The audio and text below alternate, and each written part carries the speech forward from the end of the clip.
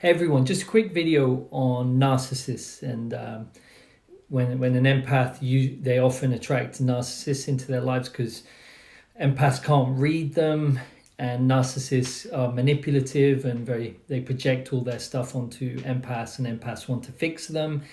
So when I'm working with empaths, one of the ways I like to describe this, because I often get questions by empaths when I'm working with them, is like, oh, am I empathizing with that, or are they projecting, or what's the biggest problem with me and my partner, or the narcissist they're in a relationship with? And the way I like to describe it is, it's a little bit like, it's not just empathy that's going on. You're not just downloading their stuff.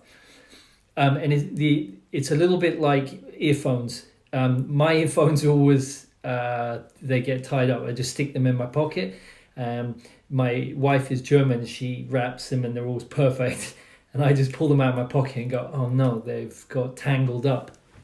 So empaths and narcissists, empaths get tangled. And so what the different things that are going on are, the narcissist projects his own stuff onto the empath. The empath doesn't realize that. That's like a bit of a knot going on. Then an empath downloads, that empathizes with the narcissist, and that's another thing, and they download. And then the empath has their own stuff, and that's another knot.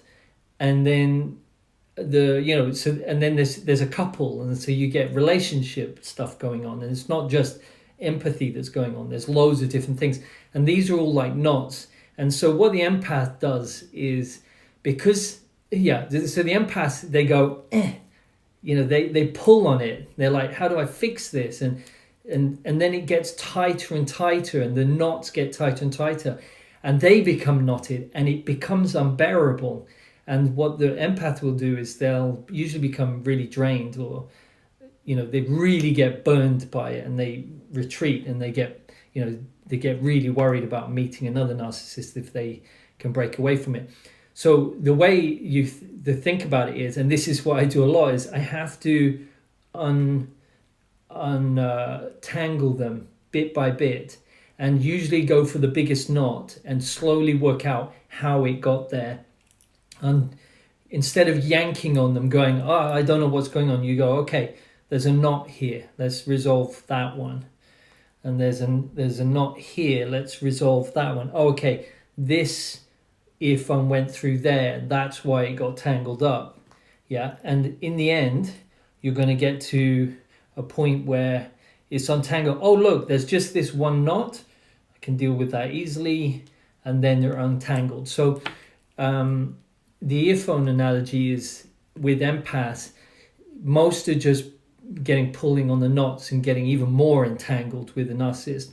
And with the correct skill set, you can untangle it well. And what that does is it can put you in a situation where you can go, okay, I'm going to boundary up on this one. Oh, okay, I know that I'm empathizing, or he's projecting, because it's so clear. And then you can deal with the relationship and separate yourself if it's too toxic and the other person isn't willing to change. Yeah. If you'd like to know how to untangle your earphones, because it is a skill set that we need to learn, I have an 8-week online course for empaths that takes you from tangled to untangled. And there you have a lot more, you have control of your life, and you can put boundaries up, and you really understand things. You could be much more present with yourself and just enjoy life more instead of being entangled. Okay, if you'd like to know more about that, you can check on the link below the video, and I'd love to hear any comments about the video, and thank you very much.